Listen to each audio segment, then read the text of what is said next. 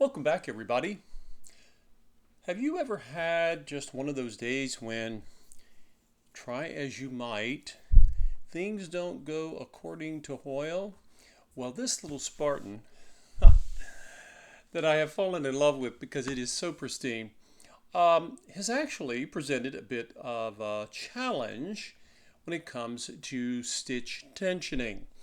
Now, when you think of the world of vintage sewing machines, you have so many brands, and within those brands, lots of models. And certainly, Singer had tons of models over its history, and including the Spartan, which of course was their lower priced or value line, but just as beautifully made as any other Singer that I've ever seen.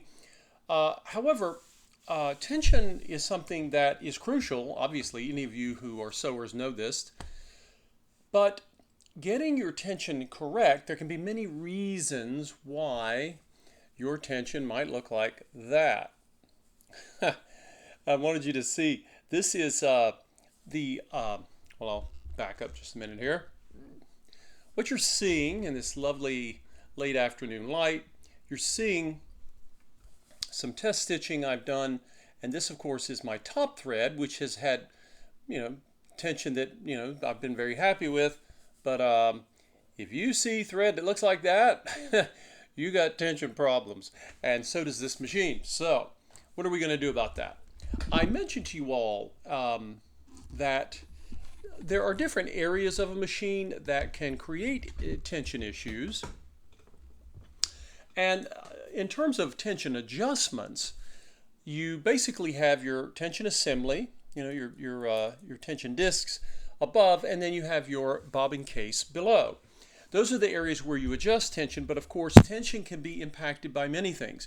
It can be impacted because the thread on your spool has gotten twisted or tangled underneath and has started to wrap around the spool pin. That's a fairly common one I've seen. It can happen to any of us. And especially if you have thread like this, the problem is not the brand or the weight of the thread. This is Mettler. It's a very prestigious brand.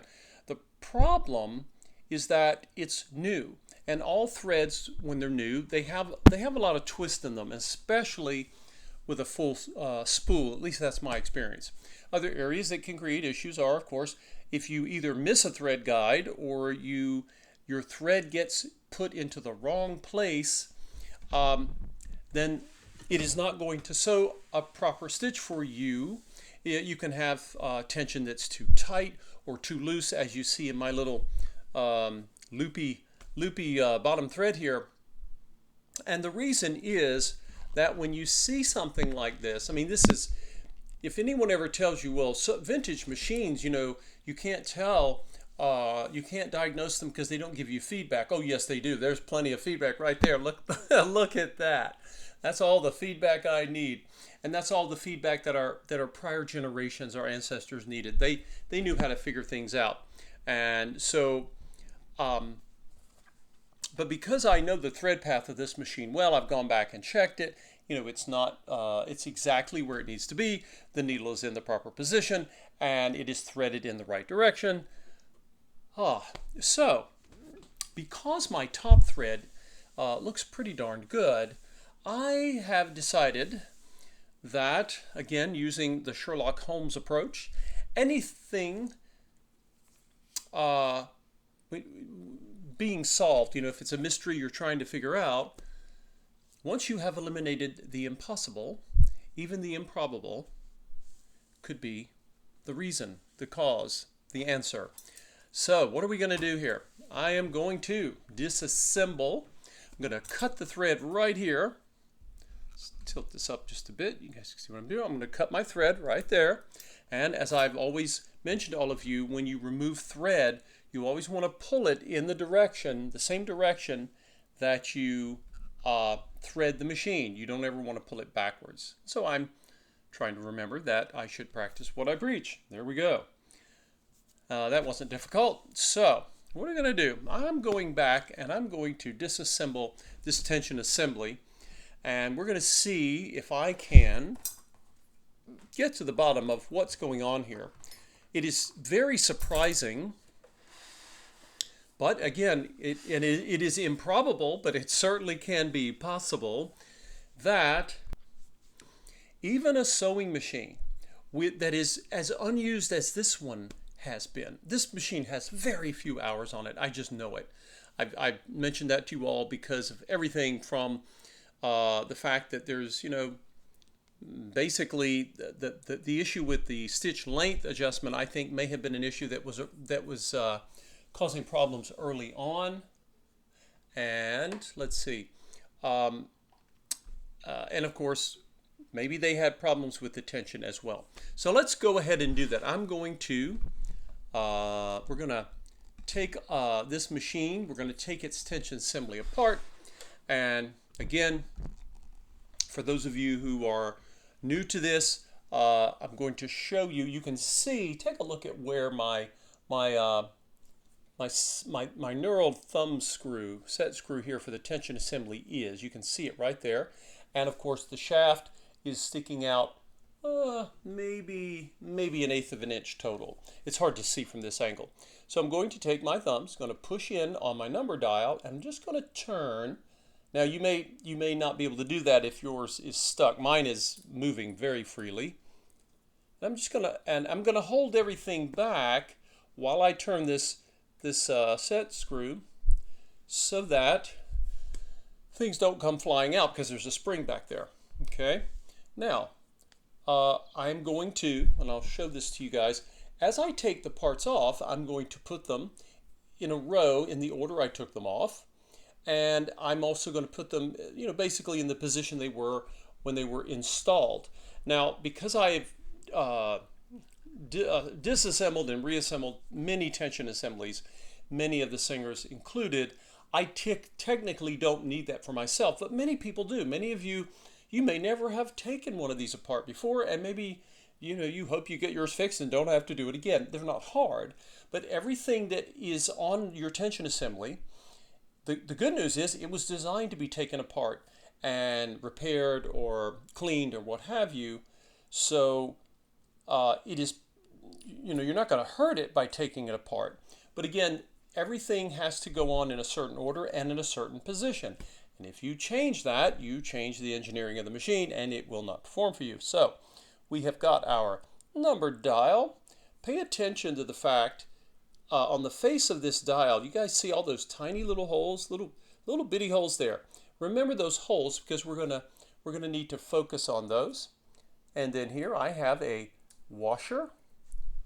It's a form of a stop washer. And when we go to reassemble things, it'll make more sense as to why we have that. And make note of the fact that on this one, you see how the little tip at the top, the little finger I call it, notice it is curved and pointing toward you or toward the front of the machine. Okay, sometimes they don't, but this one does. So I'm going to put it down in the exact position it was. Here's my beehive spring. Again, that spring is gorgeous. It's not dirty, it's not rust, it's just fantastic. So again, we're going to take it. Notice where the end of the spring on the front here, notice the spring ends and it faces the right, not the left. We're going to put it down just like that. And now next comes this is an indicator for when you're adjusting your tension. Plus, of course, is you're increasing, the minus you're decreasing the tension. And we're going to set that down. And then here, we're going to take, might help to zoom in a bit here. We're going to take our tension discs off. Now, sometimes you'll notice that there's a check spring, and the check spring, right, normally sits like this. So you've got the discs here. The check spring is U-shaped. So when you pull your discs, all you have to do is just let the check spring slip right back over there, and you take your discs out, okay? So of course we have, this is convex. When it's bulging out like that, it's convex. Woo! Come here. It is convex, meaning it is curving toward us, and then of course concave is when it is recessing. Okay, and when these discs are coming together, they come together with both of the convex surfaces touching. Okay, So what's left? All we have left now is our check spring. Now notice where the check spring is. Right, it's sitting over here. Now it comes out. It should release. If yours is fighting with you, don't force it, because you'll stretch it and it'll make for a bad day. So that one came out just fine. Now this piece here, what you're seeing is the actual barrel for the entire tension assembly. And I could just start here, but I'm not. I'm actually we're going to go in this particular assembly unit. You're going to see this when I pull this out. In fact, I may have shown it partially when we were focused on the left side. So, and I'll show you in a minute. You might think, well, why are you having to remove the side panel? There are a couple of reasons for this. I like to be able to see into the left side because I need to see what is going on behind that plate I just took off with my tension assembly. Now, if I pan the camera down, you can see here's the row of all the pieces. Okay. Another technique for remembering what you're doing, other than watching this video, is you can actually take photos of how your assembly looks every time you make a change. It's up to you, but you want to make notes of some sort. Now, again, with a tension assembly, the way these work is that I've got my pressure bar up, right? Now, normally when everything is installed here, there is the pin. I don't know if you saw that pin come right out there. It's right there. There's a pin. And when you lift up your pressure bar lever, notice that this piece here is going to push on that pin, right? And it pushes the pin, and that pin moves part of your tension assembly out, which relieves the tension between the discs. Remember, when we talk about tension assemblies, your thread, come here, thread. Your thread is between the two discs. And when the machine, when you increase the tension on the discs basically squeeze your thread. And that is what allows, it's one of the things that controls the tension of your upper thread. Now, it's not the only thing, because the thread path itself, along with the thread guides, they all function together with the tension assembly to set a certain kind of tension range that this machine was engineered for.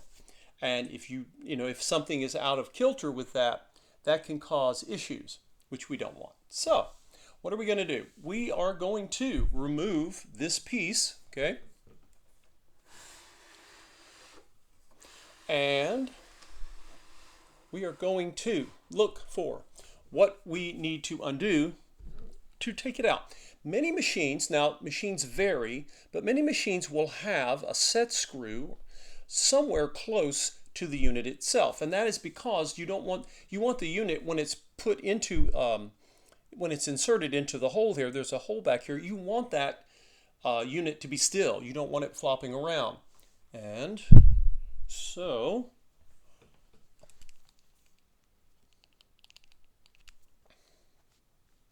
and we're going to carefully, because we don't want to hurt the lovely paint that is on this machine. It's just gorgeous.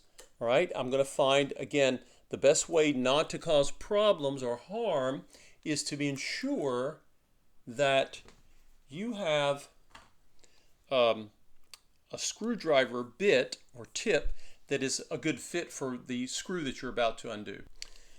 And of course, one of the ways to do this is to look at, let's give you guys a better zoom.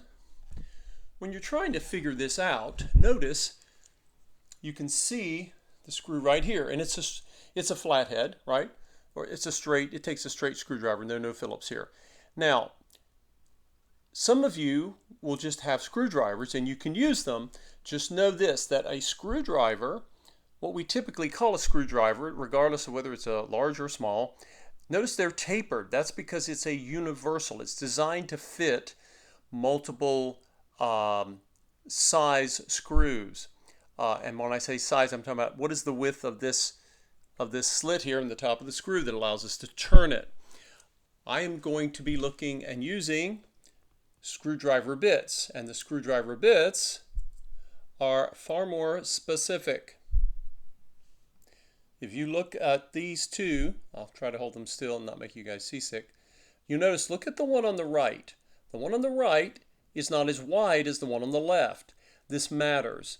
I'm going to try the narrow one first, and I'm getting some wiggle, even though I'm not turning the screw. I'm getting some wiggle there. And so I'm going to take the one that had the wider tip. When I say wide, I'm talking about the thickness of the tip, and I'm going to put it here. It goes in, and it really doesn't wiggle. Okay, if it doesn't go in, it's too wide. So that's the one I want. Now you might think, well, what's the big deal? Why are you fussing over this? This is because I do not want to strip the screw. Remember, many of these screws have never, ever been turned since they left the factory.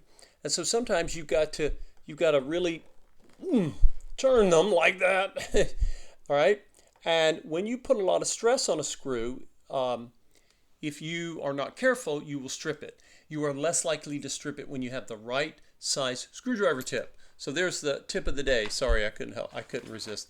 All right, so let's get this a little closer to us. And I'm going to, because I've already turned the screw, I can get the big handle out of my way. And I'll just simply do this, turn this with my, I've got the shaft of the screwdriver, but I don't have the handle. I don't need it. And I'm just going to turn. Now, you can leave, this is also a barrel type screw. I don't necessarily have to take the screw out. If you are going to, remember, put something down below here on the bed. Now, we're going to turn machine back facing us. And in the spirit of practicing what I preach, I'm going to take a cloth with, oops, no, I don't want that. That's my microfiber. You guys know how I feel about microfiber and these lovely paint finishes. I don't like them to come into contact with each other. I like a terry cloth texture because it's very good at catching things. So I'm going to take, actually the easiest way to do this, I'm going to lift up my presser foot, and I am going to take just a cotton towel, terry cloth, and I'm just going to lay it right here like this. This is an old towel. It's soft. It's not going to do anything to my paint finish, and it should catch. If for some reason my little barrel screw pops out, hopefully it'll catch it. Unlike my tension disc, which you heard go clink onto the floor, but we all know that that's almost a standard event that happens on this channel. All right. Now I need to remove the barrel. So again, you can see, where's my little pointer? You can see this is the end of the barrel right there, okay?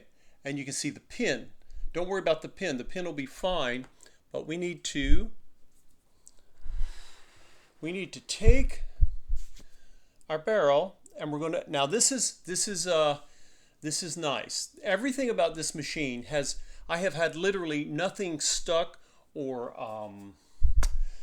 frozen up in terms of movement. Sometimes these barrels don't move easily, right? And you have to kind of finagle them or wiggle them. Sometimes use penetrant oils. I mean, I've had many experiences with these, but look at that. It came right out, okay?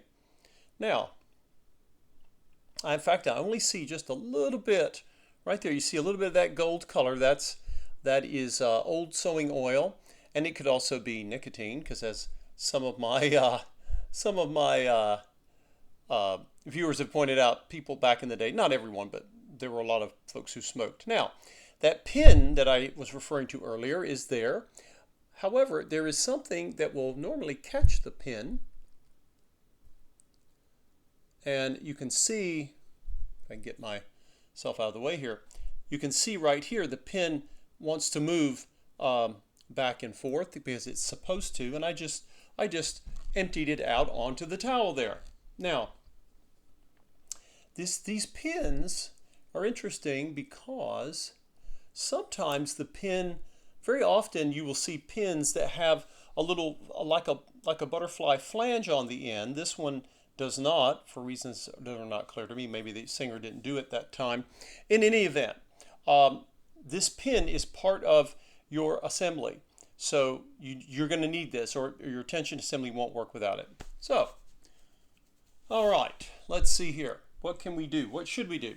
Now, because this assembly barrel is out of the machine, I can take, the machine is so clean, I could take isopropyl alcohol on a cotton swab and remove that. Or, because it's not bad, and I don't want to, I like the fact that all the lovely steel, this steel is plated, but I would really like to have it protected. I can always take just a little bit of, I have a choice here. I can take my polish, or I can just, this is the only section where I see any of that. You can see it coming right off on the cotton swab. Cotton swabs are very good at showing you what you're removing. Okay, so now there is a, this piece here, okay, it actually will normally come out, but of course there's a set screw here. I don't really need to remove this. I can, but this piece is so incredible, I'm going to leave it there. I'm not even going to remove it. Very often I take that out. I basically just loosen the screw here, and then I remove this shaft, and I do that because very often, like I say, it's full of gunk. This thing, the metal moves so beautifully, I'm really not worried about it in this case. This is very unusual, okay? When you restore or overhaul any sewing machine with a tension assembly, it's almost never can you just do that, okay? So, and I've had other videos on the channel here where I've shown taking apart a tension assembly and including this section. All right, so we are going to put our pin back in here. Whoops, come here.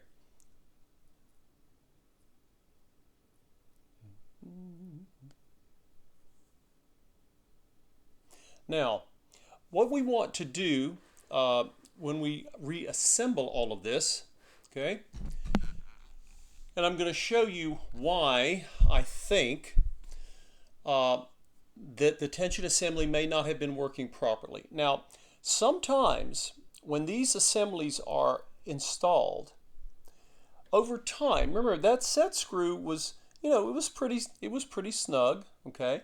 Now, why does this thing keep I feel tension. You see that when I push in, it wants to pop back out. That's because my lever's up. So let's put that down for the moment, okay?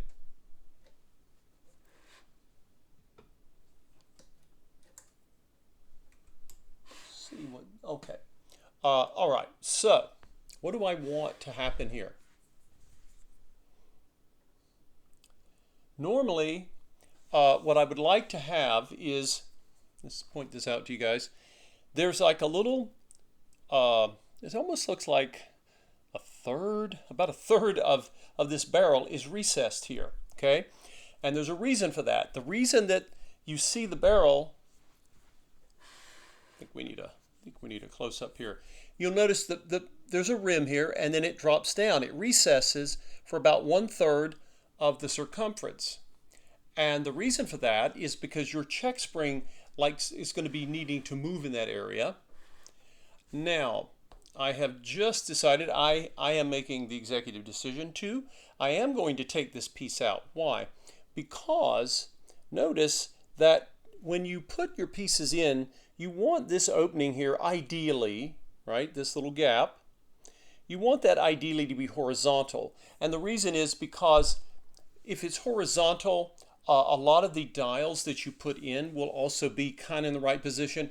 It will function for you. It's not because the machine doesn't really know when it comes to making your tension, forming your tension properly. It doesn't really know that, but for you as a sewer, it can be helpful. So what you want to do is take the gap. There's a gap here, okay? So what do I have here? I have 7 o'clock here.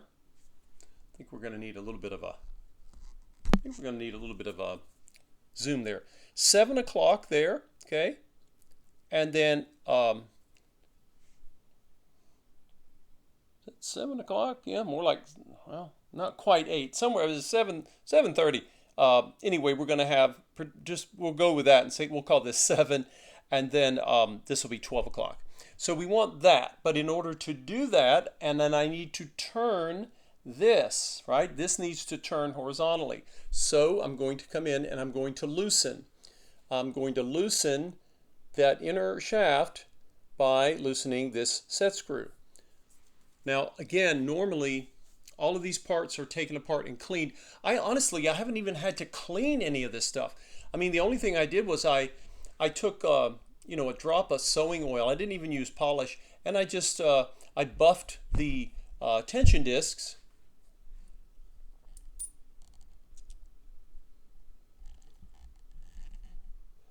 I can get this to, there we go. I just buffed the tension discs. They weren't dirty. I mean, this is the cleanest machine I've ever seen.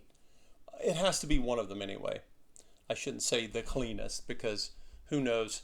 In any case, we are going to, there went my pin. So we'll put our pin down. So what you'll want to do is you're going to we're going to get a much narrower screwdriver.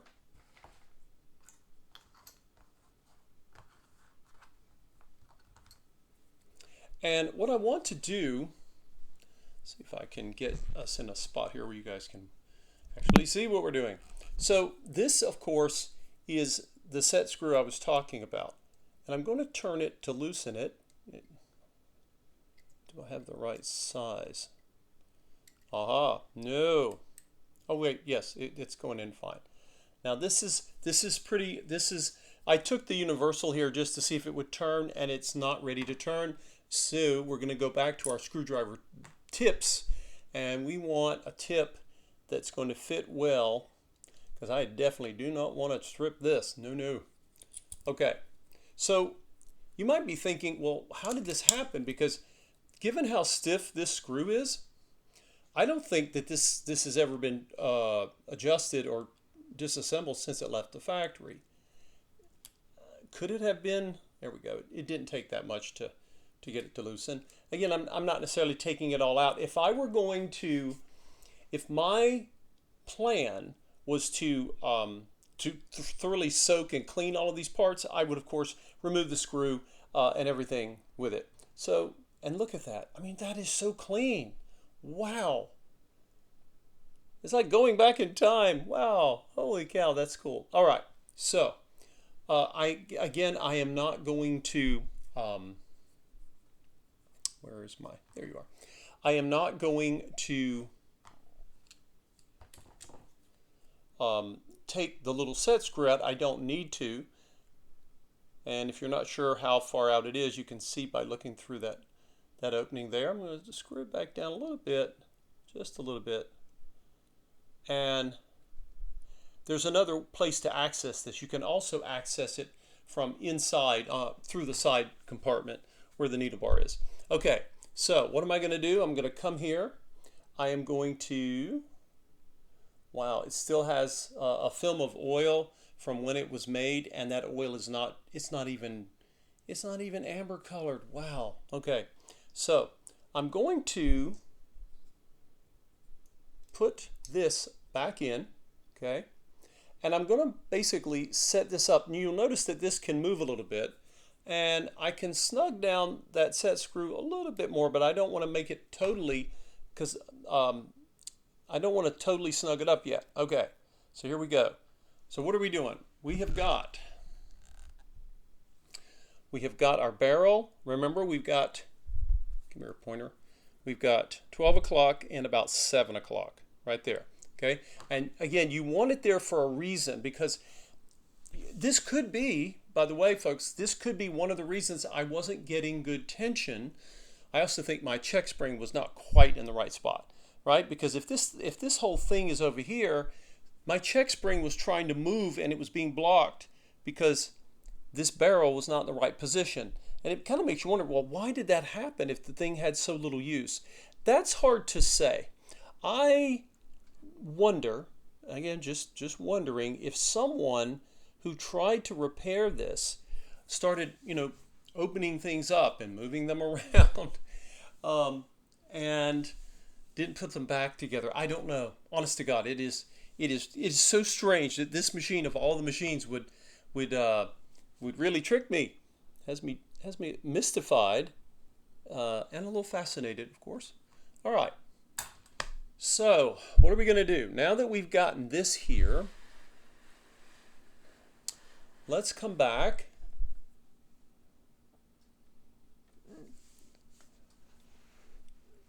And what am I doing? I'm going to keep the position that 7 and 12 o'clock I told you guys about.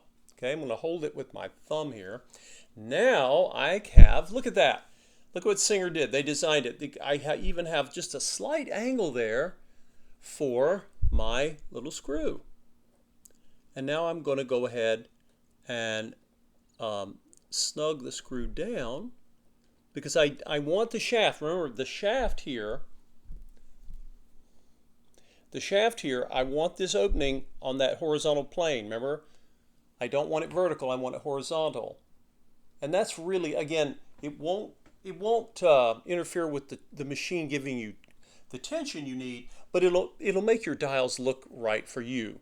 The dials will look kind of weird without that in place.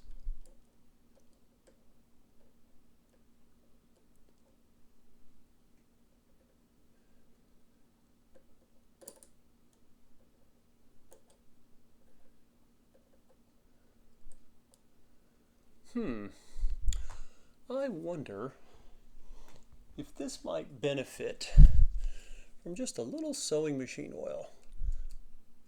I know I said it didn't need any, but that one screw doesn't seem to have gotten as much free movement as the others. All right, now, by the way, when you look at this screw, you might think, well, I got to keep turning it until it's flush. No, it actually is not going to be flush, because if I turn it to the left to loosen, right to tighten, whoops, it just snugged up, and that should be good. I'm not worried about getting it to do anything else. By the way, the reason that you see this movement when I push in, it keeps wanting to push out, that's because there's a spring here, and that spring is supposed to be there. So I wonder if that spring is showing up for you guys. Let's see here. I want to make sure nothing's in the way. Right there, guys. You see the spring? That spring is there, so don't move that. That you don't have to worry about that interfering with anything. Okay. Now, so my set screw for this shaft, this inner shaft, has now been set. So even though the barrel itself will still turn because its set screw hasn't been tightened over here on the right. But if I hold it still, notice that the inner shaft, it's not turning on its own. So that set screw's doing what I need it to do. All right. Now I need to come back around, and I'm going to set up I'm going to re-snug my set screw over here for the actual barrel itself, and that will keep the barrel in the position that I want it. Remember, 7 o'clock and 12 o'clock. I don't want it, because right now it'll spin around because it doesn't have anything holding it. Okay, now remember, when you're doing all of this, I was switching between different size of screwdriver tips. Now I need to switch back. I'm done tightening the smaller screw, right? come here. And now I need to, I was tightening that one screw back there. And now I need to, I need my pliers. I need to get the barrel screw that keeps, we've already tightened the screw that keeps this piece, this inner shaft, so that the opening slit there is horizontal, where my thumb is, right? But now we've got this other set screw, there are only two here, so don't worry, that we're going to snug back down, because that, of course, is what's going to keep the barrel from coming in and out. That's what we want. Now, I want to point out something to you. When I was showing earlier, when I was showing you the fact that there's a indentation, right? There's a recess part of the rim of this barrel. So we start at 12 o'clock, we come around at 7, it starts to drop back, almost at least 1/8 of an inch. And then, you know, it keeps coming up until you get to 12 o'clock. So it's not totally, the whole thing is never going to be flush, because part of it protrudes more than the other. What you want to do is to, and you can just do this with your thumb, once you've gotten everything squared away, right? You got this horizontal piece is looking good, right? What you want to do is put, and you can just do this again, you can do it by feel with your thumb. You want to keep this side, the recess part of that rim, okay, the part that looks like it was cut out, because, well, I guess it was. You want to keep that flush with, just hold this up here, you want that flush with the opening of the body where it goes in, okay? The rest of it, from 12 o'clock all the way back around to 7, that is going to protrude out, okay? Because the whole thing can't be flush, obviously. So I'm just going to hold this here, okay? And just keep it there for a moment. And I'm going to go ahead and get my bolts started here.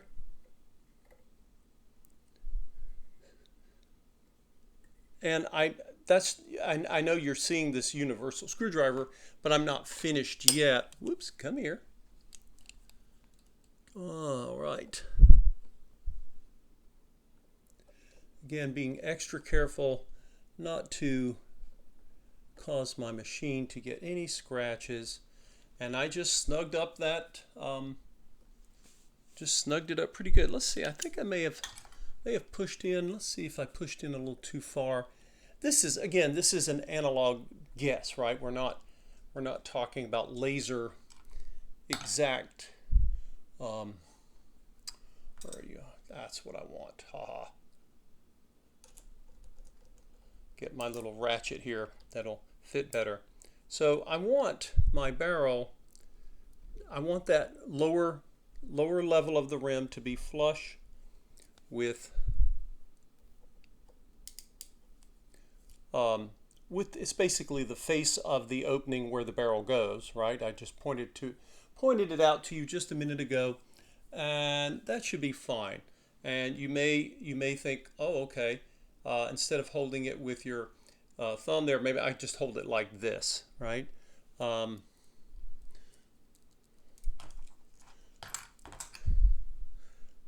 Many of you, if you're like me, you work alone, so you may have to reach out for help. But sometimes you think, gosh, I wish I had more than two hands here. All right, so I just manually snugged this down with just, it's not fully tightened yet, but I wanted just to get it to hold still for me there. All right, now I'm going to take my little mini ratchet here, and this ratchet works with this screwdriver shaft just like the handle does, and it's a lot easier to get into where I need to go. And I'm going to make sure I get it lined up. I can see it. There you are. Now I see it. All right.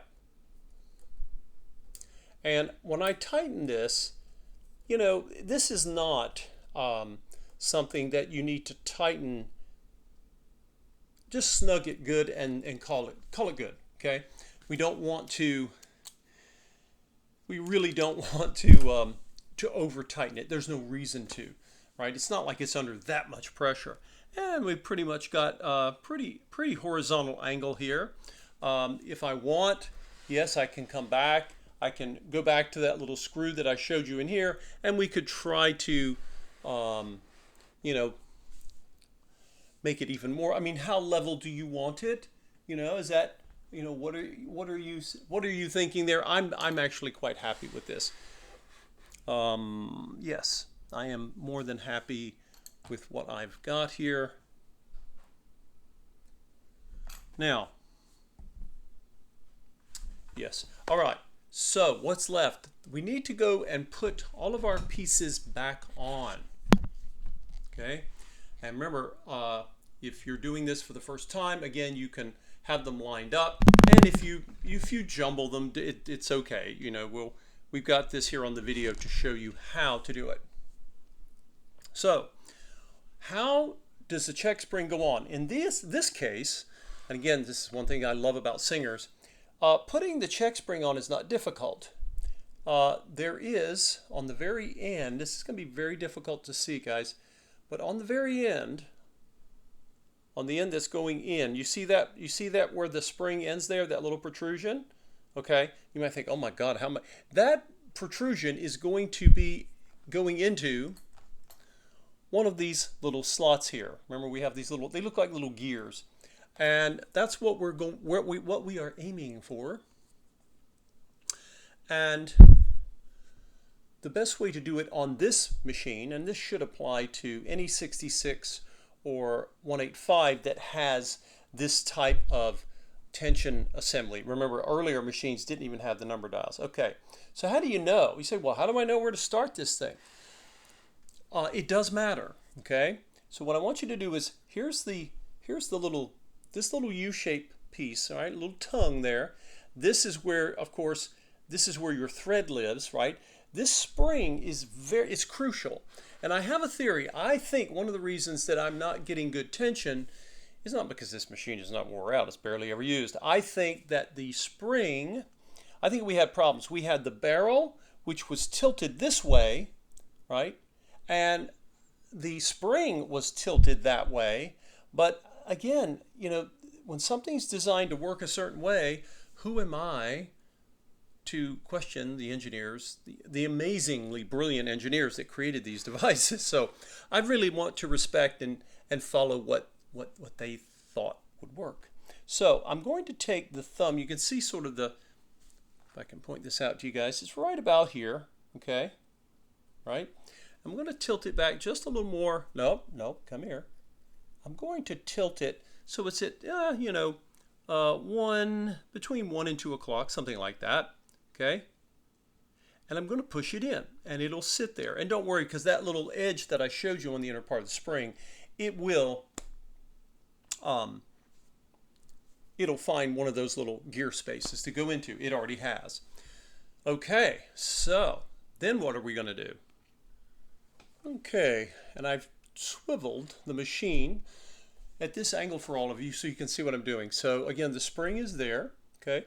I'm going to bring it around, and it's going to be under tension, right? Because if I just bend it forward, it's going to flop back. So when you start with the spring, right, again, we're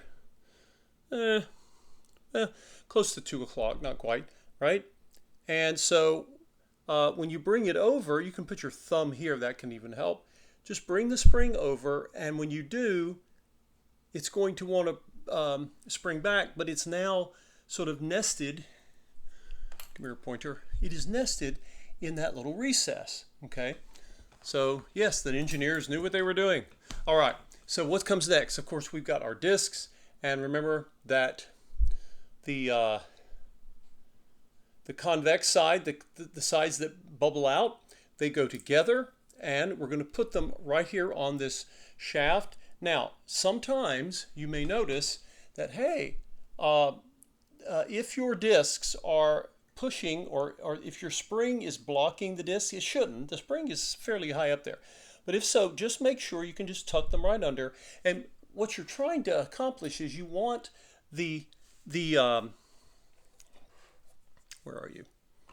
You want the end of the spring. If I can hold this still, you'll see that here it is, right? You guys see that? So so that the two discs are sort of nested inside the U of that spring, okay? You don't want the discs to be pushing on the entire spring. Remember, the spring is U-shaped. So give you guys a slightly different perspective here, okay? You guys see that now? You can see where, remember that U shape of the spring, it comes down and it's now over here. In fact, if I put this here, you can see the spring is hugging the two discs. That's the position you want that in. Otherwise, your spring is not going to function properly, and we won't get what we're after here, which is a balanced stitch. Okay, what's next? This, of course, is the piece that we took off. This is the, of course, it's going to go on where in that horizontal slit opening. And this is the reason we wanted that opening to be horizontal. Why? Because, we want to be able to read the plus or the minus without having to, bend our neck halfway around to look at it. That would be nice. Okay. What comes next? We next have the beehive spring. Yes, they used to make springs better. This thing is just, it's amazing. Now, remember, the spring goes in, right, with the tapered part facing you. It doesn't go in like that. It's not like a little funnel. Yeah, it shouldn't look like a drain. It should do like this. I'll pull it in this direction. There we go. All right. Now, it matters which way you put it. Remember, the end of this spring, if you look at it, you guys remember what I was showing you? I think I said it. The end of this spring is here, but we want it over here, okay?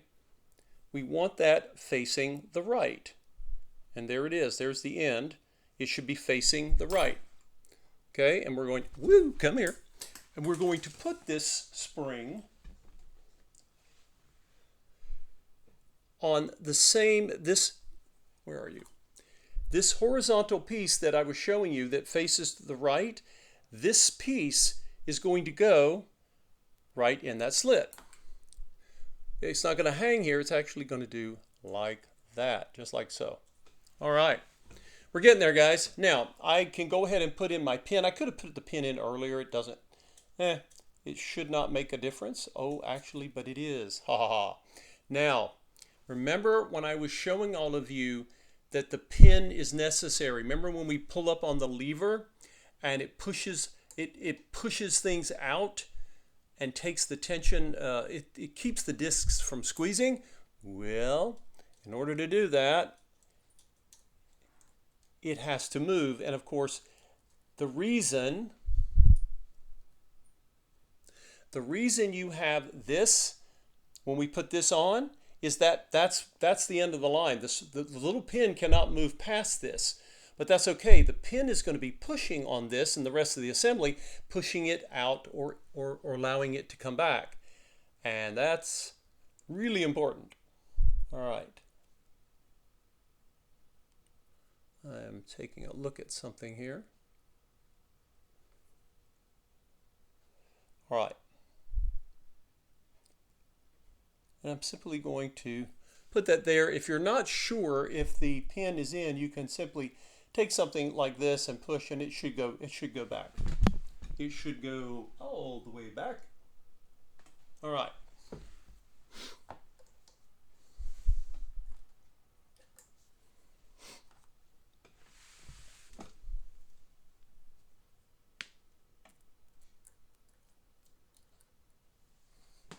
If you're not sure, you can take a peek over here on the left, and you'll see the pin poking itself out there. All right, so, all right, back in the saddle here. Okay, so we're going to put this piece again like I showed you, and the open end here is going to face you, just like it was when we took it off. And next, our beehive spring. Again, the end of the spring facing the right, and that goes right there. And don't forget, we have our washer. This is technically a stop washer. And again, remember, it has a little finger at the top. Let's see if I can get this in contrast. I really want it to show up. It's very hard to show. There we go. I just need to hold it still. Hold it still there, mechanic. All right. You guys see the finger? Notice it curves, but it points to the right, or it needs to point facing you, not away. It makes a difference. Trust me, if you don't do it this way, it don't work. All right. Now,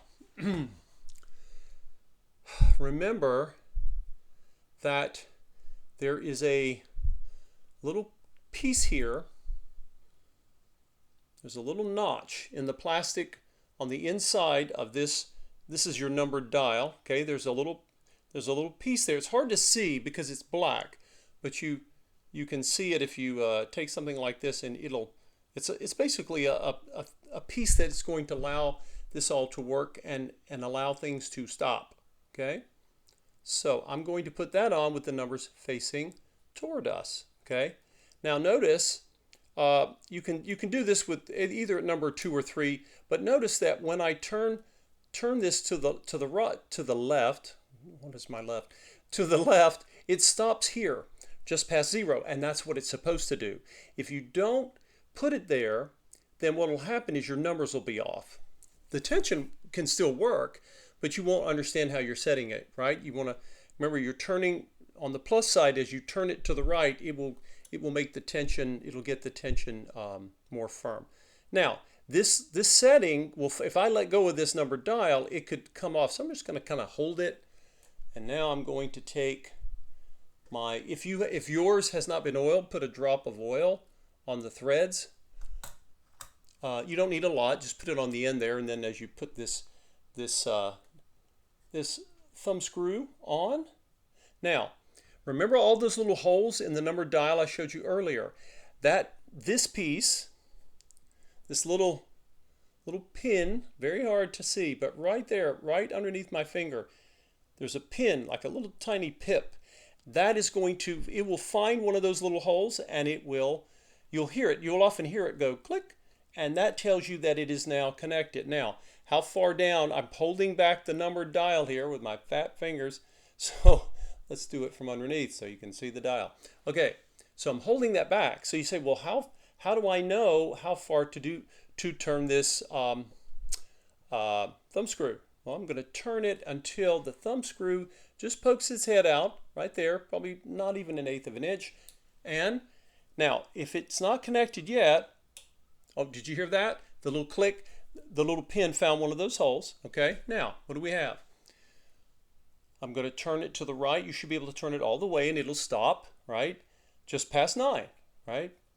And there we go. So that is assembling the tension assembly, not to sound redundant, on the Singer Spartan, as well as the Singer 99 or the Singer 99K or the Singer 185 or the 185J. These are all Singer 66s. Again, they need to have this edition of the tension assembly, because when you go back in time, you basically had a spring and a nut and some discs, and our ancestors had to figure it out, and they did a beautiful job of it, obviously, but this was to make it a little more convenient. So there you go, guys. We'll just get everything put back together here, and we're going to try again. If first you don't succeed, try again, because that awful loopy thread tension is not going to cut it. So in the next video, I'll do a video on threading this machine. Thank you to my viewers who said in the past, hey, could you please remember to thread the machine, because I don't know how. And I really appreciate that. So I try to make that make a point of doing that, because that's like a basic thing, right? Any channel should be able to show you how to thread a machine. So there it is, folks. We're going to see, fingers crossed. You think it's going to work this time? Because you know what? I cannot and will not sell any sewing machine that has a great top stitch, but a bottom stitch that looks like it's like little seedlings are germinating or something. This is terrible. Anyway, the point being, we shall find out if I believe I'm very confident in the tension assembly. And so if we still can't get a good stitch, we're going to have to figure something else out, because I don't think it's this. Anyway, if you have any ideas of what you think is causing this issue, hold your thought, and let's see what happens after I thread the machine, and then we'll try making some stitches with this incredibly preserved time capsule of a vintage sewing machine called the Spartan by the Singer Sewing Machine Company. If you have not already, please consider clicking on any of the links in my videos or on my home channel to buy me a coffee.